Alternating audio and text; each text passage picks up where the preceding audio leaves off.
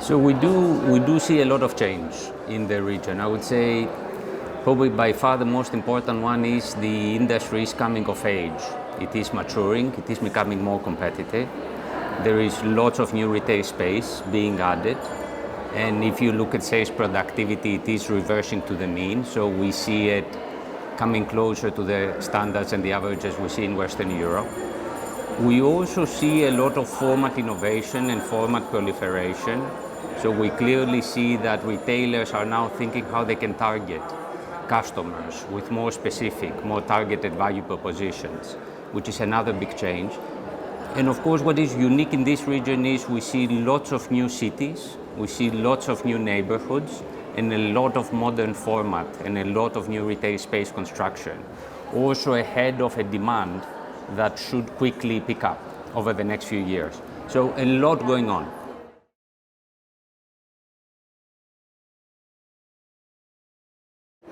So I would say there is a lot of opportunity in the core retail business for all the main retailers in the region. One opportunity is about how they can harness technology. So can they use personalization to make sure that they use their commercial investment and also target their offering in a much better way. Everybody these days is thinking productivity as well, quite frankly, because these are also times where you have to compete for the household spending, and you do see a lot of productivity efforts to be able to compete in this new environment, but also a lot of step outs. So lots of businesses thinking, are there other customer segments that I can access, going from B2C perhaps to B2B? Is there innovation format being towards more value conscious customers? That could be discounters, that could be club formats, that could be cash and carry, or more oriented towards premium customers in the health segment. There is still a lot of appetite for geographic expansion within MENA or beyond MENA. And of course, everybody has to be careful because there is a lot of volatility, but I would say many players do have an aspiration to become regional champions. Some of them perhaps go even further, and that is a big deal.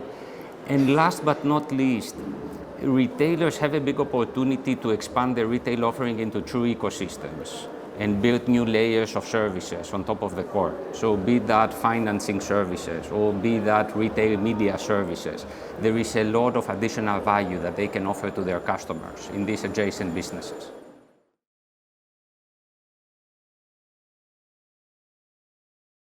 I would say we support them on all of these topics, from truly strategy to digital transformations to implementation.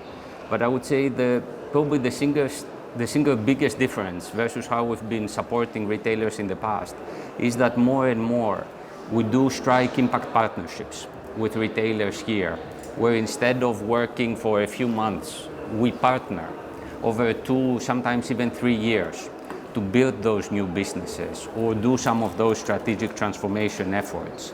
And really in that sense also share into the rewards and the risks of these big business moves that they're making.